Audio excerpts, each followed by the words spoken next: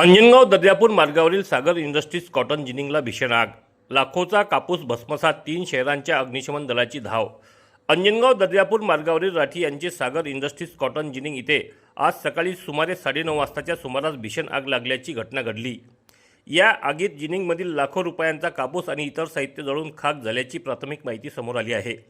आगीची माहिती मिळताच अंजनगाव सुर्जी नगर परिषद अग्निशमन दलाचे पथक आणि पोलीस तातडीने घटनास्थळी दाखल झाले.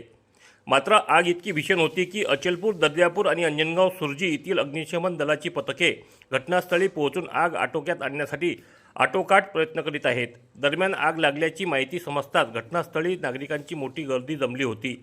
सुदैवाने या घटनेत कोणतीही जीवितहानी झाल्याची माहिती अद्याप समोर आलेली नाही.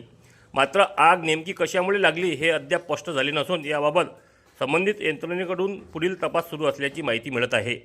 अशाच ताज्या आणि विश्वासार्ह बातम्यांसाठी चॅनलला सबस्क्राईब करा, व्हिडिओला लाईक करा आणि शेअर करायला विसरू नका.